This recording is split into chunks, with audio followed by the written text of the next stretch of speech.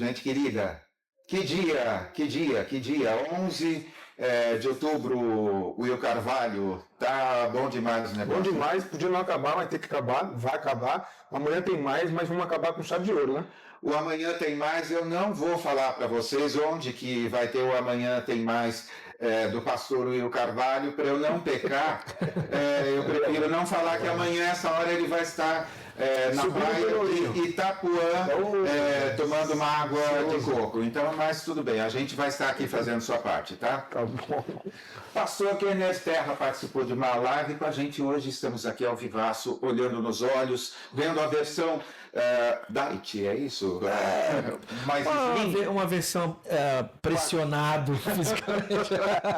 seja bem-vindo ao Sim Pode Crer, meu querido. Que prazer estar aqui com vocês, que alegria voltar a essa mesa de diálogo que tem produzido tanta coisa boa, que tem trazido assim para a conversa a gente com tanta capacidade e provocado discussões que poucos têm coragem de provocar. Então é uma honra contribuir com isso aí. Bom demais. Eita, nós. Conta um pouquinho sobre a sua trajetória ministerial do Espírito Santo até chegar. Conta só para todo mundo conhecer. Assim, a minha vida é muito, ela é marcada por muitas coisas acontecendo ao mesmo tempo, assim, né? Em 3, 4 anos, muitas mudanças foram conduzidas por mim, por nossa família. Eu sou de uma cidade chamada Aracruz, no interior do Espírito Santo. Lá eu tenho uma experiência com o Evangelho, numa igreja Assembleia de Deus. Eu sou de origem assembleiana. Olha só. É tanto que o pessoal me apresenta como pastor batista carismático pentecostal. E me converto no ano 2000, e em 2002, no final de 2000, em 2002 eu vou para o seminário, para o IBAD, Instituto Bíblico das Assembleias de Deus. Conhece, mano? Claro que sim. Então, lá em Pindamonhangaba, tive aula com o pastor João Colenda Lemos, Olha só. com a Ruth Doris Lemos.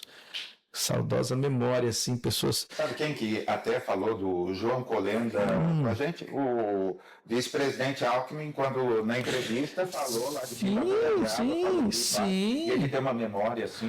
O Alckmin, ele era um jovenzinho quando foi prefeito em Pindamonhangaba e tomava chá semanalmente lá com o João Colenda. Olha só. Naquele espaço da... Sim, da Assembleia. O pastor João Colenda sempre falava dessa relação com o Alckmin. Enfim, fui pro IBAD, na época assembleiano, estudei 2 anos e meio no IBAD, só que percebi que a formação lá não chegava ao nível e substância que eu buscava. Mas descobri isso lá, que eu tinha 1 ano de convertido, né? Comecei a ler algumas coisas, tem um episódio interessante que na livraria, assim, tinha a teologia sistemática teologia do Novo Testamento do Bultmann. Sim. Opa. Aí o pastor João Colenda, muito piedoso, um erudito, conservador erudito, sabe? Mas que tinha crise com essas leituras mais liberais ou mais críticas, que o Bultmann não é liberal, né? Mas era visto como liberal. Uhum. Aí falou, o que esse livro está fazendo aqui? Na livraria do IBAD. Aí tirou assim, eu fiquei olhando, que livro é esse? Que ele colocou de volta, já fui atrás para saber que... Então, assim, com essas descobertas, eu comecei a perceber que aquele ambiente, por mais piedoso que fosse e com uma formação pastoral interessante, para mim já não dava conta. Me transferi para o Seminário Batista do Sul, lá na Tijuca, né? Na Sanspenha. E recomecei. Então, minha graduação, eu gastei aí 8 anos. Caramba! Porque eu recomecei, né? Mas é bom, claro que é. É porque não aceitaram o currículo, não. Fiquei ali, nesse tempo me casei, e ainda era da Assembleia de Deus. Terminando a graduação, eu voltei para o Espírito Santo, fui para o mestrado na Unesp. Né? Terminei o mestrado na Unesp, ainda na Assembleia de Deus. Fiquei 1 ano em Aracruz, era pastor da juventude lá do campo e tal. E entrei no doutorado. Aí no doutorado foi quando recebi o convite de vir, na verdade, de ir para o Rio de Janeiro, para Petrópolis, aí eu fiz a transição da tradição pentecostal para a Igreja Batista. E tem um caso, pode contar um testemunho aqui? Claro, sim. Você sabe que eu entrei no mestrado numa experiência mística, assim, sabe? Porque aconteceria um congresso do Grupo Orácula. Eu já contei, eu acho que contei essa história aqui com o Ed. E eu estava lendo na biblioteca um livro sobre 1 Pedro, de um autor chamado John Eliot, Um Lar para Quem Não Tem Casa. E o texto defendia uma leitura sociológica de 1 Pedro, e eu dormi. Já aconteceu com vocês? Tá? E dormi. Sabe que você tem aquela. Aconteceu com você? Você tá na biblioteca, eu dormi. Sabe que você tem aquele. Você não sabe se você está acordado ou está dormindo. E aí, de alguma forma, veio assim, não, mas aqui também aponta para uma questão apocalíptica. Assim, a experiência é como se eu tivesse lido isso. Eu procurei no livro e tudo quanto é canto, procurei, não achei. Fui até o professor Valtair, que agora, né, na época era meu professor, agora somos amigos e parceiros de pesquisas e tal. Falei, Valtair, onde está isso aqui no livro e tal? Ele era o professor do Novo Testamento e falou, Ken, não tem nada disso no livro. Aí eu falei, pois é, eu tô achando. É uma coisa meio técnica assim, né? Tem linguagem apocalíptica em 1 Pedro. Aí ele, escreve sobre isso então, ó. Eu escrevi, apresentei no Congresso Oráculo. Quem estava lá era o Paulo Nogueira, que era o professor da UMESP e se tornaria meu futuro orientador no mestrado. E daquele texto que eu apresentei, foi quando eu o conheci. Ele falou assim, mas de onde você tirou essa ideia? Ele tinha acabado de escrever um texto sobre 1 Pedro. Aí eu não falei de onde. Eu falei, não, eu pesquisei. Falei, que bom e tal. E foi com esse texto que eu consegui entrar no mestrado e ganhar a bolsa. Uau. Então, quer dizer, dentro do mundo acadêmico, eu tive ali uma experiência mística, né? Uma experiência carismática pentecostal. Já era o Jung lá na... O Jung já estava lá, tive aula com o Jung e tal. Bom, Milton, estava lá? Milton Schwantz, eu tive aula com o Milton. Eu fiz todas as disciplines que o Milton Meu Deus, que privilégio, cara. Aquilo era um gênio. Eu fui da turma, ou da última turma antes dele falecer. Estudamos Jeremias. Tem os textos que ele enviou para mim. Ele falou assim, vou mandar para vocês, para ti os textos que eu vou usar, aí você vai distribuindo para os alunos. Nossa. Eu tenho esses textos até hoje sobre Jeremias. Entrevistei o Moltmann na Metodista. O Moltmann foi na Unida também. E aí, eu entrei no doutorado. Neste contexto do doutorado foi quando eu me mudei para Petrópolis. Aí fazia o doutorado na UMESP, trabalhava na Unigran Rio como professor, junto com o Alessandro Rocha. Falecido. Você conheceu o Alessandro Rocha, não? O Alessandro Rocha talvez tenha sido um dos mais importantes, mais brilhantes teólogos batistas que nós tivemos. Caramba. O único professor batista que deu aula na teologia, no curso de teologia na PUC. Era diretor da cátedra da Unesco de leitura. Caramba. No Brasil e na América Latina. Os livros dele estão à disposição. Ele escreve sobre teologia sistemática, teologia filosofia, teologia literatura, etc. Faleceu um pouco antes da pandemia, não foi? Foi. Nós estávamos juntos lá na Unida, quando ele faleceu, quando ele sofreu o acidente. Caramba. Meu Deus. Estávamos juntos no carro, obviamente. Né? Estávamos juntos, trabalhando juntos. Né? Então, entrei no doutorado. No contexto do doutorado, trabalhando na Unigran Rio, na Segunda Igreja Batista em Petrópolis, agora já como batista, surge uma vaga para a Faculdade Unida, para a área de teologia, para a cadeira de Bíblia e para o mestrado, com a saída do Zabatiero. Estávamos ali uns 6 ou 7 professores e professoras, demos a aula, fizemos as provas e então eu fui convidado para ser professor lá. Aí voltei para o Espírito Santo para trabalhar na Faculdade Unida. Era pastor numa igreja que nós implantamos. Depois dessa implantação, eu fui trabalhar com o Uziel, lá da Igreja Batista da Praia do Canto, que agora é a Igreja da Praia. Nesse contexto, trabalhando na Unida e lá na Igreja Batista da Praia, Igreja Batista da Praia do Canto, né? Antigamente chamava-se assim. Acontece uma tragédia, pode-se dizer, né? Um problema seríssimo na Igreja Batista Betânia. Sim. Inclusive no podcast que participei com vocês, nós conversamos sobre isso em 2022. Eu já ia em Betânia muitas vezes pregar, quando eu estava no Rio, em outras igrejas e tal. rolou um processo de sessão pastoral, meu nome foi indicado e no final a igreja me convidou. E fui para lá em 2022, final de 2022, 2023. Então, foi esse movimento. Então, em pouco tempo, muitas coisas foram acontecendo. E hoje eu estou lá no Rio de Janeiro, na Igreja Batista Betânia, pastoreando e dando aula em alguns lugares, etc. E como que hoje nos dois membros do seu corpo pastoral, os dois, eu não sei qual olho brilhava mais hoje falando Exatamente. dessa fase. Você os instruiu antes deles virem dar entrevista aqui, assim, alguma coisa ou não? Eu não sei, eu acho Tipo, que eu vou assistir e quero ver, vocês hein? ficaram com medo, eu tenho que falar. O Manga e o César chegaram num tempo muito especial, assim, lá. Por quê? A igreja vivia essa transição, vive essa transição. E foi muito interessante como aconteceu isso. Eu participei de um podcast aqui com o Ed, não é? E o Manga, já nos conhecíamos, porque agora você é amigo sem nunca ter encontrado pessoalmente, só pelo mundo, pela vida, né? Pelo espaço online. E o Manga ouviu o podcast que o Cezinha mandou para ele. O César, Manga, ouça esse podcast aqui e tal. E ele me ligou, Kenny, vamos tomar um café? Aí fomos tomar um café. E nesse café ele falou algumas coisas do que sonhava, como pensava igreja, como pensava fé.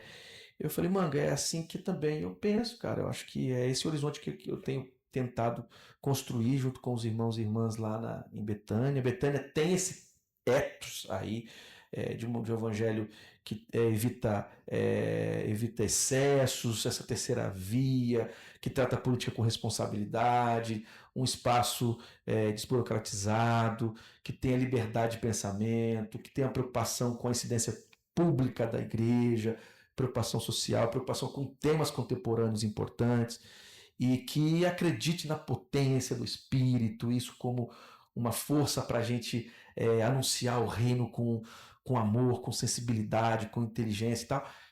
Aí, assim, foi como se nós tivéssemos construído juntos há muito tempo um conceito de igreja, um conceito de ver a fé. Falei, Manga, e eu tenho no meu coração o interesse de expandir essa coisa da Igreja Betânia, porque é difícil você encontrar, vocês sabem disso hoje, igrejas evangélicas, especialmente igrejas batistas, que não tenham se misturado com interesses político-partidários. Sim. Que se preocupe em servir as pessoas e que dê liberdade para que pensamentos diferentes coabitem. Nós tivemos assim, um período muito difícil na igreja brasileira de 2018 para cá, pessoas serem expulsas porque não tinham a mesma compreensão e escolha política. E aqui, independentemente dos lados, porque nessas horas, essa polarização, a ignorância e a violência costumam aparecer de todos os lados, né? E aí pensamos nesse processo e eles já caminhavam há alguns anos como a comunidade de fé na Barra e aceitaram o desafio, conversamos com a igreja, conversamos aqui com Betânia e aconteceu um casamento muito bonito, né, que é o Betânia Barra hoje. E os dois caminham juntos comigo, nós estamos juntos lá, tanto na Betânia Barra quanto Betânia Sulacap. Eu acho que esse brilho nos olhos, que também é um brilho que está nos meus olhos, tem a ver com caminhar num horizonte em que eu não tenha que violar a minha consciência, em que eu possa pregar o que creio, claro, nos limites da responsabilidade e dos limites do outro, de estar fazendo isso entre amigos e num ambiente em que as pessoas estão sonhando juntas, né? Numa entrevista do Darcy Ribeiro junto com o Rubem Alves, na década de 80, o Darcy Ribeiro falou uma coisa que para mim serve muito para pensar a igreja, né? Ele disse que povo que sonha junto e coletivamente se torna uma nação, né? Então, eu acho que essa é a razão do brilho nos olhos do Manga, do César e dos meus olhos também, porque eu acho que nós estamos sonhando juntos, com tantas outras pessoas. O Romão está aqui também, que é de Betânia, o Fabrício, que trabalha com a educação da igreja, estão aqui, né, felizes, ouvindo, participaram ano passado. E isso é um mote para a nossa comunidade de fé. Esse lugar aberto ao diálogo, às diferenças, com uma presença pública relevante, que consiga comunicar com a cultura, que não fique perseguindo pessoas por nada, que tenha as portas abertas a todas as pessoas, que seja uma igreja acolhedora, uma igreja discipuladora, missional. É isso que a gente tem construído e tentado construir em Betânia, e o Manga e o César fazem parte disso e fazem isso com muita paixão, como eu também faço, com tantos outros líderes que ali estão. Acho que essa é a razão do brilho Lindo dos olhos. demais. Tá gostando do conteúdo? Então se inscreve no canal e curta esse vídeo, assim o YouTube vai entregar para mais pessoas. Mais do que isso, você pode se tornar membro do canal, ter vários benefícios, ganhar um monte de livros super selecionados e assistir em primeira mão algumas das nossas gravações, incluindo as falhas de bônus, e não são poucas, viu? Fica com a gente. Aí, valeu, contamos com a sua ajuda, valeu! Qual que é o tamanho hoje da igreja lá? Betânia é hoje uma igreja que tem, eu acho que entre 1.900 a 2.300 pessoas, 2.300 Uau. pessoas, assim, que transitam. Nós temos 3 cultos, um culto às quartas, domingo de manhã, domingo à noite. Tem também a questão da Betânia Online, né, que é uma coisa que nós construímos pelo seguinte. Quando eu chego em Betânia, por conta desses detalhes que eu já falei, muita gente tinha tornado o meu Instagram sua igreja. Gente de quanto é canto, assim, nós nos reuníamos. Tanto que eu não colocava um vídeo lá. Pastor, você não vai colocar nada. E eu percebi que essas pessoas foram expulsas das suas igrejas. Elas não conseguiam entrar numa igreja. Eu pensei, ora, elas estão aqui me acompanhando. Betânia é um espaço que eu acredito que seja saudável. Vamos pensar esse espaço no mundo online. Claro. E aí nós organizamos assim o chamado Betânia Online. Essas pessoas não assistem os cultos simplesmente, os cultos que são transmitidos. Tem uma equipe pastoral que acompanha os irmãos e as irmãs de vários lugares do Brasil, fora do Brasil. Eles têm um encontro semanal. Os eventos que acontecem no espaço de Betânia, eles participam. Eles são inseridos também ao serviço no espaço online. As famílias desses irmãos e irmãs que estão aqui no Brasil são acolhidas por esse ministério. Então, por exemplo, uma moça que é do Betânia Online lá de Nova York, outra de Regências, que é no Espírito Santo, a família é aqui é lá de Bangu, né, em Realengo. Eles tiveram uma questão lá de saúde, aí os pastores foram lá. Quer dizer, é um espaço, é um jeito de ser igreja, né, Claro. também dentro do Betânia Online. Então, juntando esse povo todo, é possível que a gente tenha esse número aí que eu falei. Fantástico. Quantos pastores são? Hoje, pastores que estão assim, em tempo integral, ou que atuam com uma certa parcela de período de tempo, somos o Manga, o César, eu e há um ministro, que é o ministro de tempo integral, que é o Newton, e líderes de setores que recebem um auxílio da igreja e que servem em seus ministérios lá. Pô, que legal. Que Incrível, legal. muito bom. Como é que você vê o cenário lá no Rio agora, da igreja evangélica naquela cidade? Bom, assim como falamos em evangélicos, também temos que Sim. falar em igrejas evangélicas. Rio de Janeiro é muito plural, o mundo evangélico carioca é tão plural quanto a realidade evangélica brasileira. As igrejas no Rio ainda estão muito desconectadas umas das outras. Então, a tendência, sim, é ainda uma tendência mais fundamentalista. As grandes igrejas são igrejas bem fundamentalistas, mas a realidade carioca exige dessas igrejas, em algum nível, que tenham pelo menos uma sensibilidade social.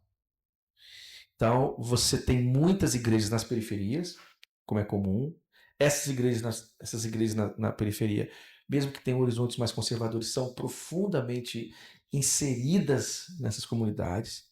Como o próprio Juliano Spire já tinha tem explicado a partir da sua pesquisa que fez na Bahia, mas no Rio de Janeiro é muito parecido.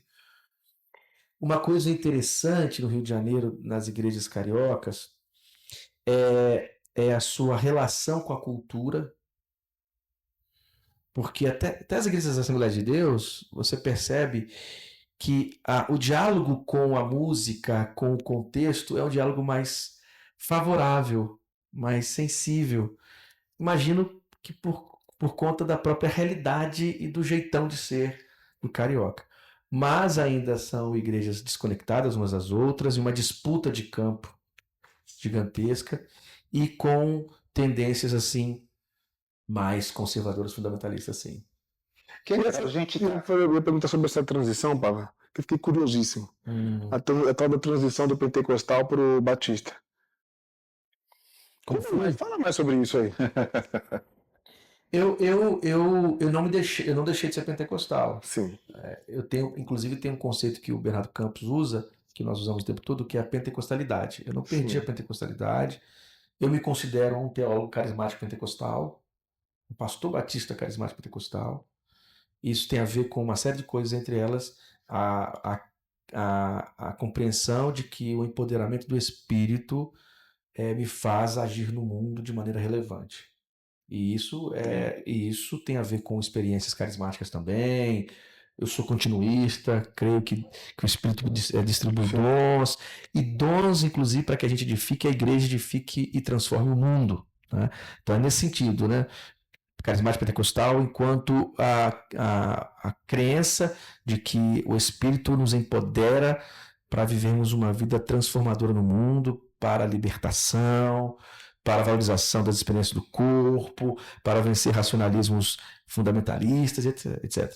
Aliás, o ethos pentecostal não é fundamentalista. Não é. Então, assim, talvez a minha transição tenha acontecido da Assembleia de Deus para o mundo batista. Não foi da tradição pentecostal carismática para um sensacionismo tradicional. É a placa. Aí sim, isso aconteceu por conta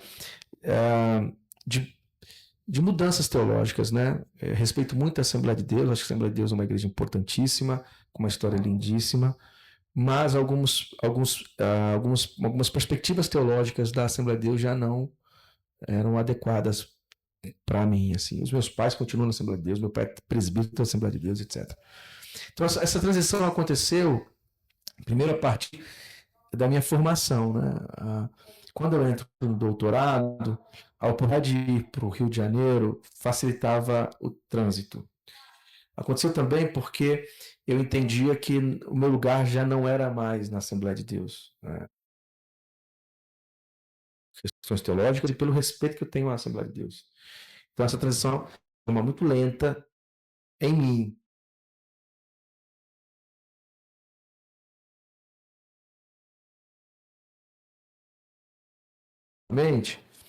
Aí tem uma série de fatores que possibilitam, né? Convite do pastor lá de Petrópolis, o início do doutorado, e as oportunidades que foram surgindo. Como é que você vê os dons hoje? Os dons? Todos eles, como manifestações possíveis para a edificação da comunidade, para empoderamento do povo, para edificação, para exortação. Obviamente que existem excessos, você tem uma série de aberrações, mas se o cessacionismo fosse o remédio para excessos, as nossas igrejas cessacionistas seriam um paraíso, né? Então, assim,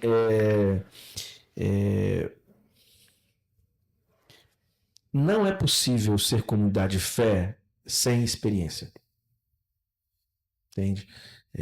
A experiência é o que dá vida para a existência, dá vida e existência para a igreja. Então, os dons são expressões comunitárias. As expressões carismáticas pertencem à comunidade.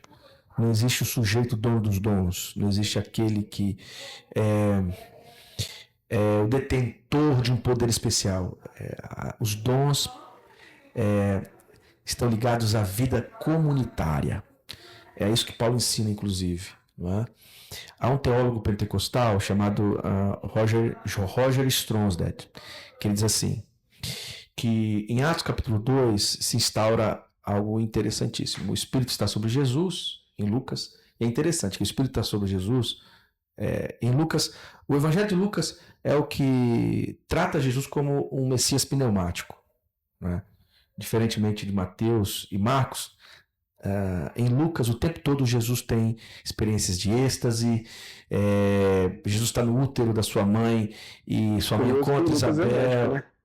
É um médico retratando tudo isso, né? Mais ou menos assim. A tradição tratou Lucas como Sim, um como um médico, assim, médico. mas é difícil a gente entender até quem. É difícil saber Se há um Lucas ou mais de um, ou se esse evangelho é de uma mão só, lucana, né? Mas a tradição trata como Lucas, legal, é bonito mesmo. Ele nessa coisa de ser um médico, talvez esses detalhes, né? É um historiador que está produzindo isso, né? Um historiador do mundo antigo. E esse Jesus de Lucas, do Evangelho de Lucas, é um Jesus empoderado pelo Espírito, né? Ele tem experiências constantes com o Espírito, né? E o tempo todo tem uma expressão técnica lá, né? Cheio do Espírito, que só aparece em Lucas. Quando em Atos 2, o mesmo Espírito profético, né? E aqui profecia enquanto denúncia e anúncio. Capacidade de fala, de denúncia e anúncio. Aí esse teólogo diz assim: quando o Espírito que está sobre Jesus, ainda na tradição lucana, porque é Lucas e Atos, é derramado sobre os discípulos e as discípulas em Atos 2, ali se forma uma comunidade de profetas. Aí ele diz assim: você tem o sacerdócio universal de todo crente, que é da tradição reformada. Ele vai dizer o seguinte: existe o profetismo universal de todo crente, que tem a ver com uma presença pública, uma presença pública do discurso, da prática e da presença profética. Então, esses dons distribuídos na igreja é para tornar a igreja uma presença profética no mundo. Né? O que significa? Significa denúncia e anúncio, que essas coisas só são possíveis na potência do Espírito. Quer dizer, você ser capaz de interpretar a realidade de maneira acurada, para além da superficialidade, perceber as relações de poder, perceber as relações as relações injustas, perceber as estruturas demônicas. Isso é a denúncia, e anunciar com palavras e obras um outro mundo possível. Então, quer dizer, a presença dos dons, a manifestação dos dons, a manifestação da mística, né? Carismático, pentecostal, cristã, é para tornar essa igreja mais do que deixar de ser simplesmente uma instituição que acolhe pessoas ou que congrega grupos, para fazer desse movimento um movimento profético no mundo. Aí que entra a discussão dos... Ou seja, haverá futuro. Sim, haverá futuro. Enquanto houver o Espírito... Olha, agora eu não resisto a verbalizar as besteiras que passam na minha cabeça, que eu, assim... Tá tão sublime, tão sério, que eu ia até perguntar lá na Batista Betânia se eu não adivinha a CPF das pessoas. Não, isso não. Isso não. Porque eu fiquei em dúvida. Isso não. Isso não faz sentido muito. Não faz muito sentido para a questão profética, não. Você é um nome em ascensão.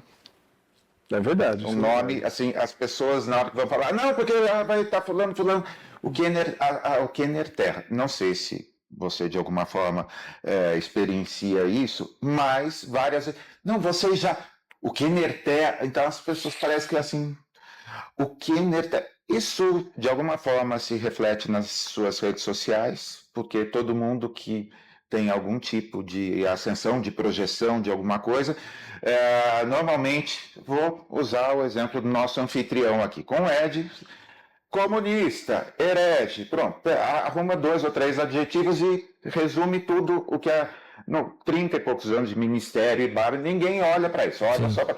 Com você, tem algum rótulo já te acompanhando ou como que você lida com isso? Depende de quem vê e de onde vê, né? Dependendo do lugar que a pessoa me observe, é possível que me tratem como liberal, como esquerdista, essas coisas mais. Por outro lado também, alguns ficam olhando com desconfiança, assim, esse cara é meio conservador. Então, assim, eu tive um tempo na minha caminhada que eu fui bem radical em alguns pontos. Fiquei muito escandalizado com a relação da igreja com escolhas político-partidárias. Então eu fui muito incisivo, eu fui muito radical, escrevi bastante, falei bastante, perdi muita gente, né? Muita gente amiga. Vivi talvez crises profundas aí de saúde emocional e tal. E percebi que, por mais bem intencionado que eu estivesse, algumas das minhas radicalidades não surtiram muito efeito. Então eu tive uma dolorosa ressignificação, sem deixar de lado sequer um detalhe das minhas convicções, para buscar um caminho que eu tenho chamado o caminho da terceira via, que é com paciência e sensibilidade, tentando dialogar, abrir a mesa cada vez mais para todas as pessoas que queiram dialogar comigo. Então eu fui adequando o meu jeito de tratar as coisas para tentar comunicar melhor. Eu acho que de uns anos para cá isso me ajudou a ter mais interlocutores, estar em espaços que talvez eu não conseguiria estar sem mudar um tom do conteúdo do que eu acredito que eu não estaria. Então, eu acho que por conta disso, alguns me veem com desconfiança, outros me suportam, e os que são muito radicais, assim, de um lado ou de outro, aí podem me estigmatizar. Então, assim, eu ganho alguns estigmas, assim, né? Eu ganho alguns epítetos, eu ganho algumas marcas, mas não sei se colam. E eu não ligo muito também, né? O que eu faço? Eu sou fiel à minha consciência. Eu quero olhar nos olhos dos meus filhos, da minha esposa, e ter certeza que escolhi pelo caminho do que é justo, do que é reto, do que é evangelho, do que eu acredito ser reino.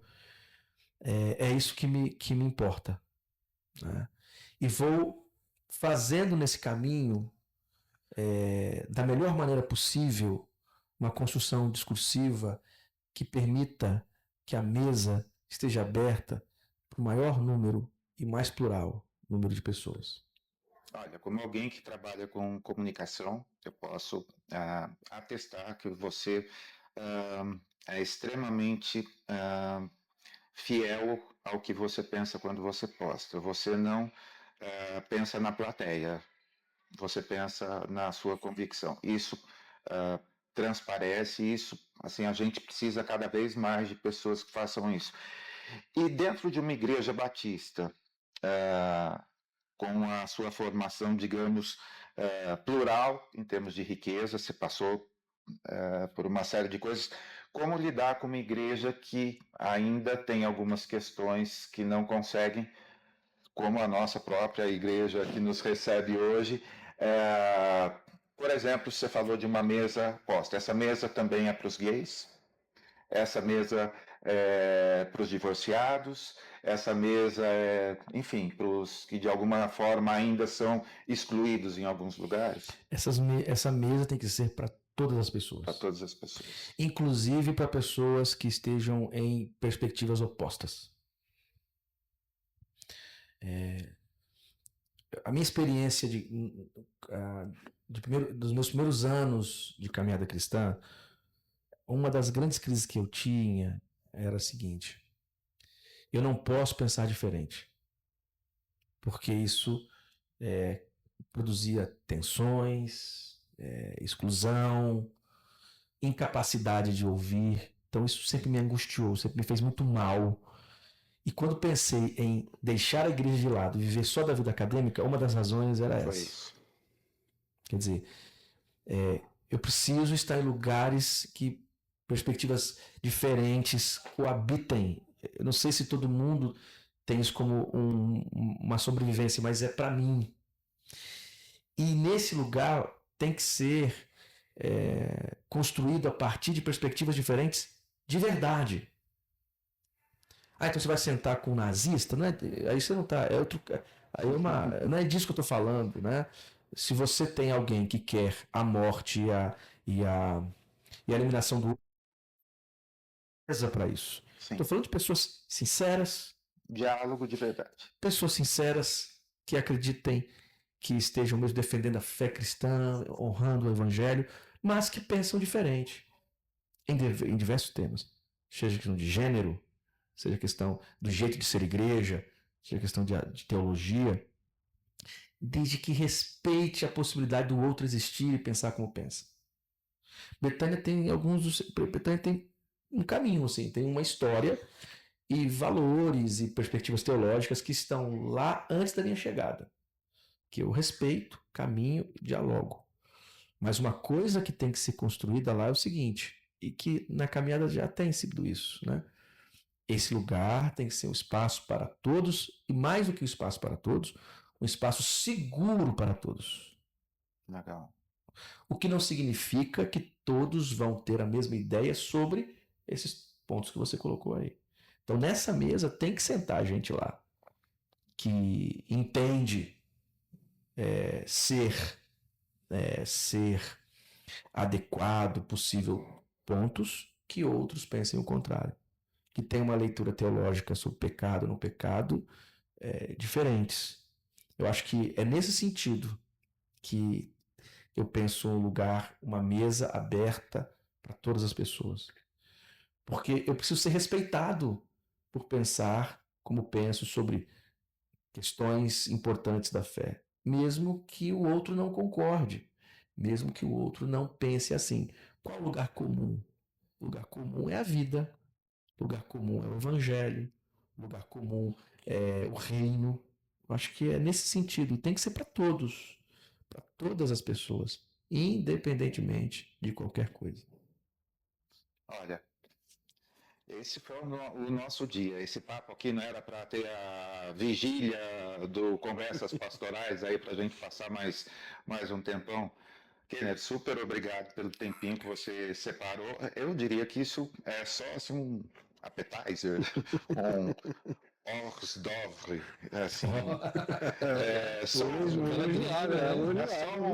assim, para a gente ficar com um gostinho para poder conversar muitas vezes mais. Hoje você conheceu também um pouquinho mais da Igreja Betânia via 3 ângulos diferentes. Então, olha só. Que honra, poxa, que legal saber que Betânia teve esse espaço aqui privilegiado de se apresentar, de ser conhecido. Obrigado mesmo. Querido, Deus multiplique a sua sabedoria, a sua paciência, porque lidar com crente assim, é uma coisa assim, a saúde mental assim, precisa estar em dia, assim, né, pra gente... Tem que ter cama para dormir bem, tem que ter esposa para te suportar, tem que ter filhos para te alegrar, isso aí. Muitíssimo obrigado, meu querido. Prazer, muito obrigado. É isso então, Pava. E você que esteve com a gente, amanhã tem muito mais, continua conosco. Pô, tá gostando do conteúdo? Então se inscreve no canal e curta esse vídeo, assim o YouTube vai entregar para mais pessoas. Mais do que isso, você pode se tornar membro do canal, ter vários benefícios, ganhar um monte de livros super selecionados e assistir em primeira mão algumas das nossas gravações, incluindo as falhas de bônus, e não são poucas, viu? Fica com a gente. Aí, valeu, contamos com a sua ajuda, valeu!